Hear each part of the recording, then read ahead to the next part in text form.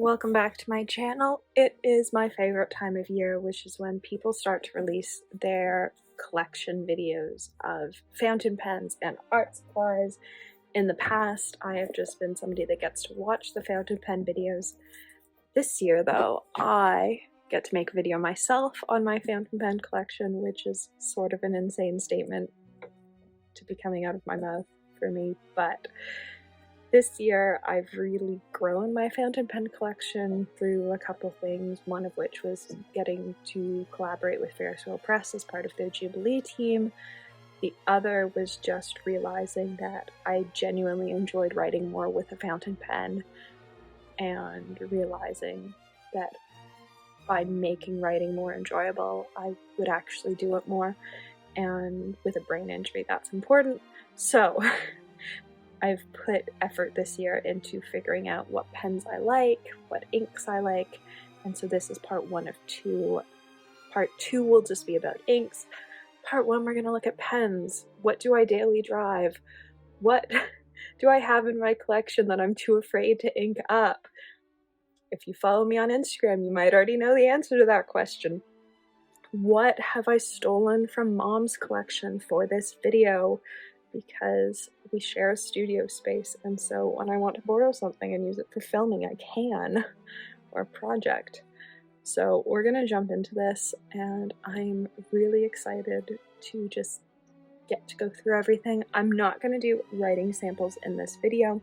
What I have done though is I have cards that have the nib, and how I write and what ink I used. And I have that for all my pens and all my nibs. That's just how I work, so that when I'm doing a project, I can pull what will work best. And I'm going to use those instead of inking everything up. So let's get into this. We're going to start with what I daily drive. So this is a pen roll. The base of it, the pattern came from Etsy, and I'll link it. That being said, I did make a bunch of changes when I was creating it. So this is sort of what is inked up all the time. There's some fancier nibs, and then there's the more basic stuff. This has become my purse pen sort of since Scriptus back in October.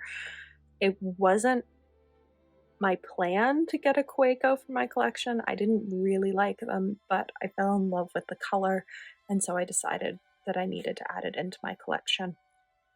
And I'm quite happy with it. Up until that point, my daily driver had been a Parker 21 in red, which is still a lovely pen.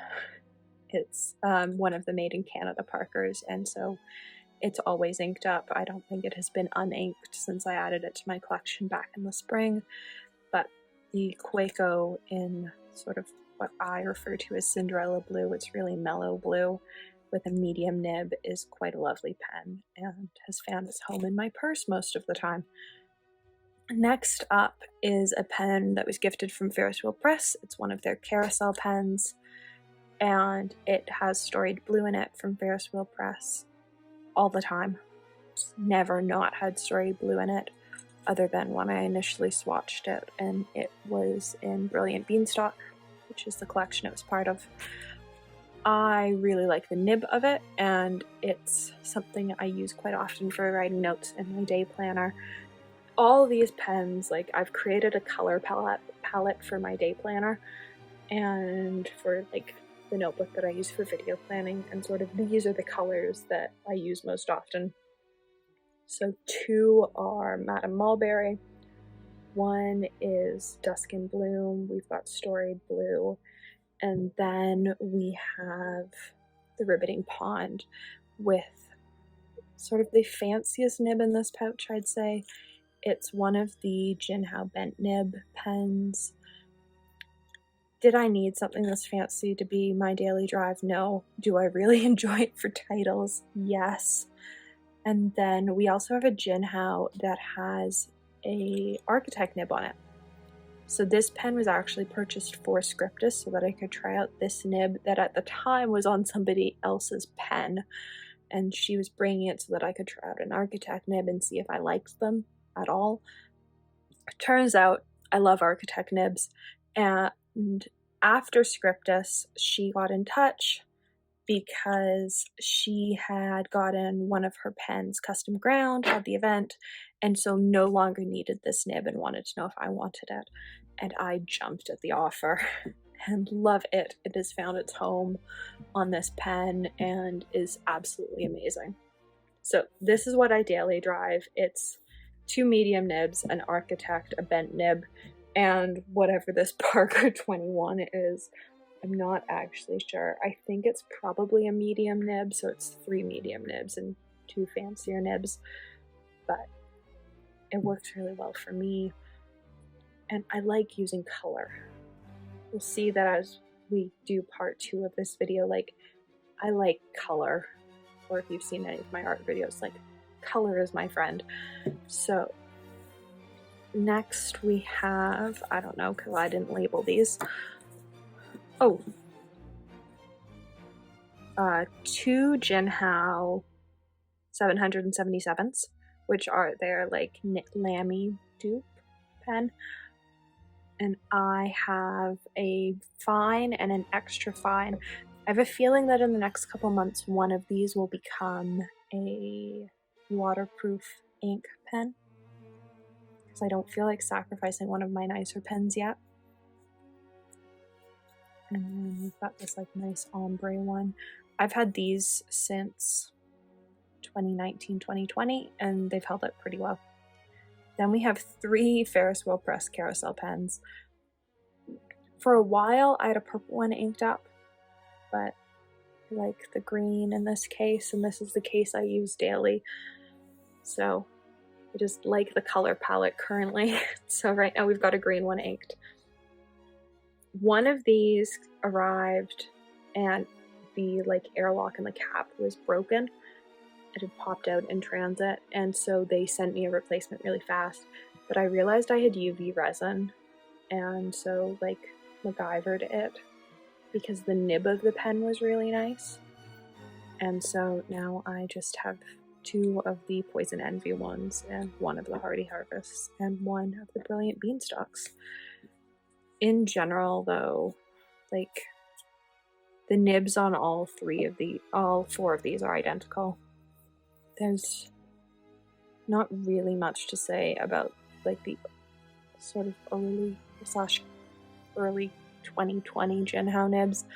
They're pretty plain compared to the ones that come with the 82s. Yeah. The 82 nib that was quite intricate and didn't work. That's the story. Yeah, like they've got letters on them and that's it. But they write quite nicely, and that was all I really needed at the time. Because I was also putting non-fountain pen inks into them, which was utterly problematic. Let's go with this. So this contains my mom's Kaweco from Pilot. I don't yet have a Pilot pen in my collection. She bought this at Scriptus. It was her first fountain pen, and I think it's utterly adorable. It's the one that's got the little winky face on the nib, and so they're so cute. I'm going to end up adding one of these to my collection, probably this clear one in a different nib size. This is the Moon Man glass pen that also has the ability to be a fountain pen. That being said, I just use it as a glass pen, and it is my favorite glass pen because it has a cap. And as somebody who drops things all the time, like having a glass pen without a cap just wouldn't work. This rolls off my desk on probably a weekly basis. Next up is another Parker 21. This is from Scriptus. This is actually a gift from somebody at Scriptus, from somebody I'd been talking with on Reddit for a while, and who restored some of my pens and knew that I really liked Parker pens, and so gifted me this, which was utterly fantastic. This is what started my obsession with Parker pens, but isn't actually a Parker pen. It is a Japanese knockoff of a Parker pen from the late 1950s, early 1960s, when Japan couldn't import Parkers, and so we're trying to make their own. And I just think it's such a cool piece because it doesn't actually, like, there are parts of it where you go, oh yeah, this looks similar, and then there are parts of it that look different. So these are all 3 pens compared to each other. So this is a made in Canada, this one's made in the US, and then this one is a knockoff made in Japan.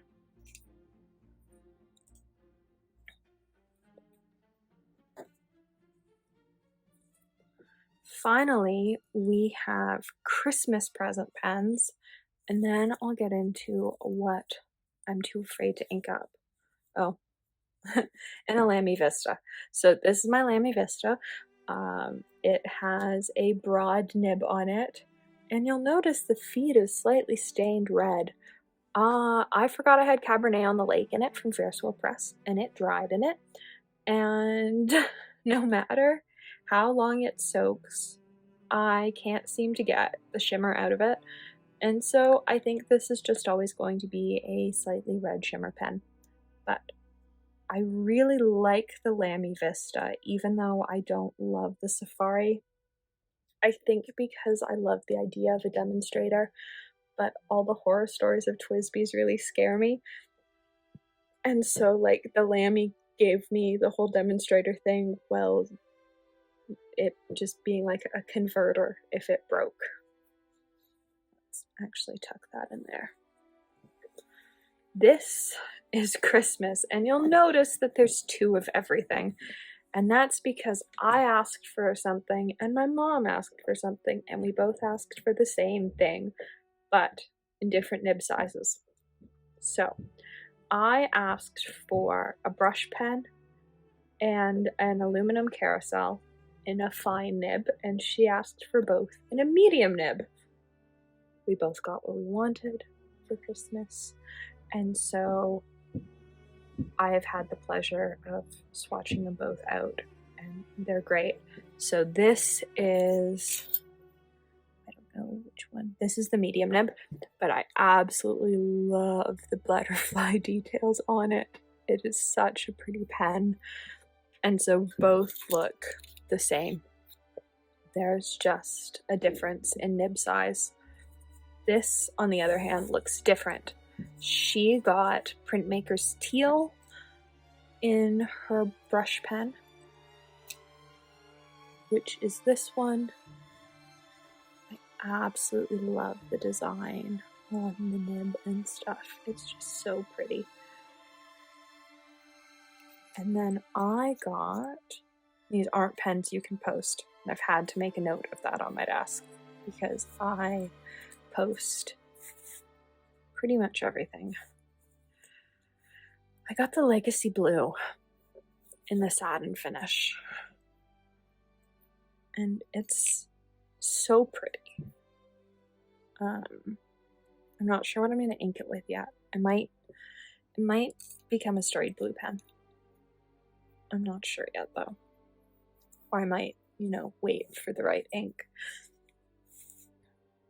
But it was a very nice Christmas present for both of us.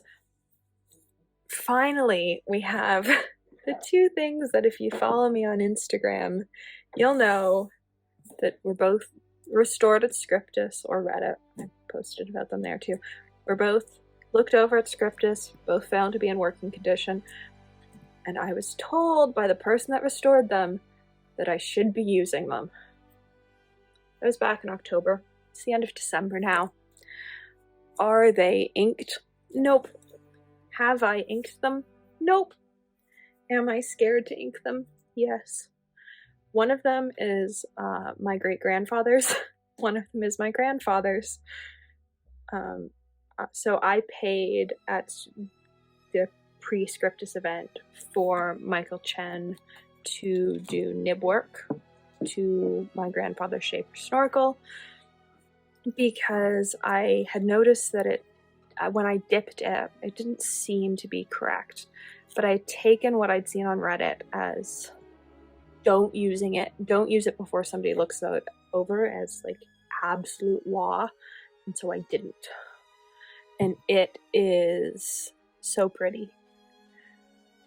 Such a pretty pen. I absolutely love it. It's another one that was made in Canada. It's got its pencil set.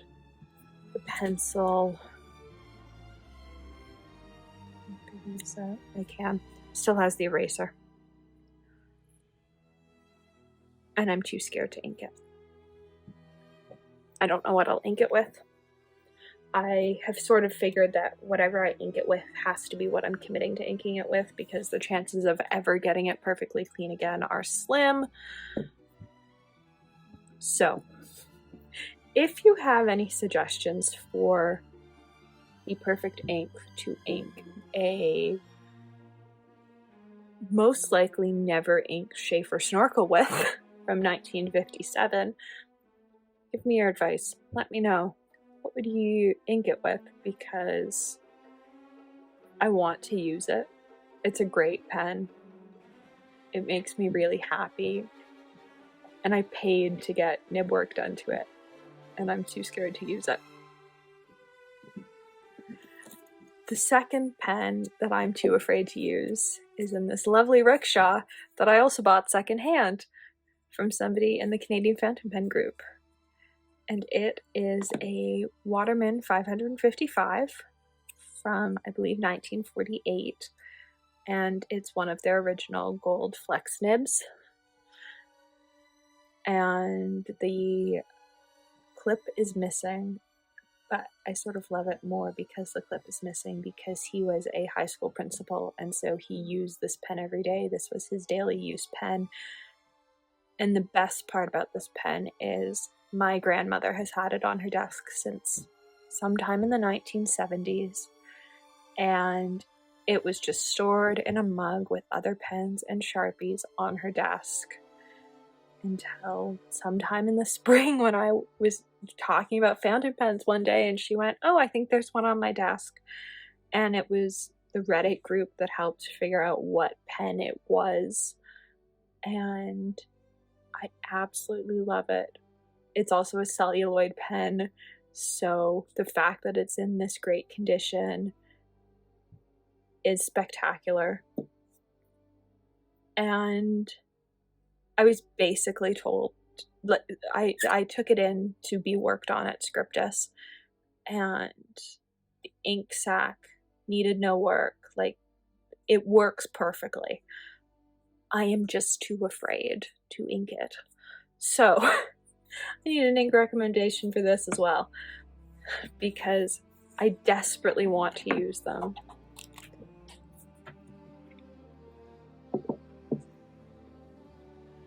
So, here are all the writing samples for the Ferris wheel press pens.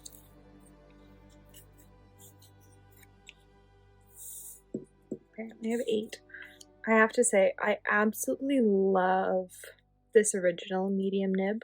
It just seems wetter than the others I have, though the fine nib might be stealing my heart. I'm not normally a fine nib person. I'm normally a medium nib person, but I did ask for fine nibs for Christmas, which does sort of surprise me.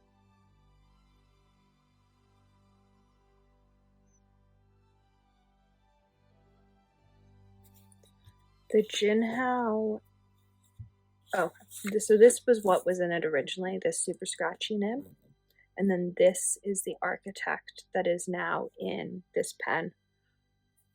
And then we have the light pink. And then that's the Lamy Vista, which I absolutely love. Put it Lamy Vista. And so the glass dip pen, which is this one, which is a Moon Man, also has this nib that can go in it, which is a fine nib. I don't know that you can still buy the ones that have the glass attachment. I haven't seen them on Amazon recently, but I do really like them.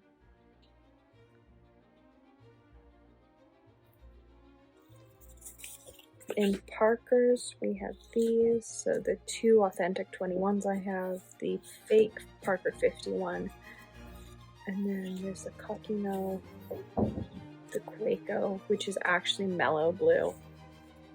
I think it looks like Cinderella, especially with the silver clip. There's the Waterman Flex. I'm not great at flexing it, and then that is what the Schaefer looks like. So I dipped it in Cotton Candy Blue, which I think matches it pretty well, but I also think is a bit too light for day-to-day writing, so let me know what you think. I'm not against the Bluegrass Velvet, though I'm not totally sure that it's what I want in the Waterman. So both of these were just dips, because again, I'm too afraid to ink them properly. We also have a mix of random nibs because I have one of these lovely wooden nib holders. So we have 4 nibs that go in one of those holders, and then we have 3 nibs that all fit in these lovely 82s, which actually they would fit in any size 5 pen. It just happens to be that I think the only size 5 I have currently is an 82. I'm not super confident at switching out nibs and pens, but I was brave enough to switch it out for the 82, mostly because the nib in it was so horrendous. And I have ordered extra JinHao feeds so that these can all go on feeds so that I don't have to be living with them just in like tubes without feeds attached to them, because that feels scary. So I hope you've enjoyed my 2023 fountain pen video. I'm interested to see what I'll add in the next year. I already know of one thing that I'm thinking about, but for now, like, there isn't really anything on my radar that's in a price range that's currently attainable. Like, I know I'd love a Benu pen, but at the current cost of them, that's not going to happen anytime soon. I'd also really like to try a TWSBI, I think. I'm also a bit afraid of them, just because of the cracking horror stories, but I am sort of interested to try one, especially one of the ones with like the rainbow nib. Tell I'm not afraid of color, so maybe in the next year I'll finally be brave enough to try a TWSBI. For now, though, really my hope for the next year is that I get brave enough to ink the Schaefer or the Waterman, because really, they deserve to be written with, and I just need to like get over the fear of using them, because when I use them, I genuinely enjoy using them as dip pens. I just need to get over the fear of actually inking them. So hopefully in the next couple months I'll get over that fear and I will get to add them to this roll for a little bit. This also might get switched out. Maybe I'll switch it out with this fancy new one. Though it is oh yeah, no, it is like significantly heavier. I guess that makes sense. One's aluminum, one's not. So, I hope you enjoyed watching part 1. Part 2 is going to be all about ink. And boy, have I acquired a lot of ink this year for somebody that had maybe 1 ink bottle when 2023 started. Yeah. So, let's get into that next.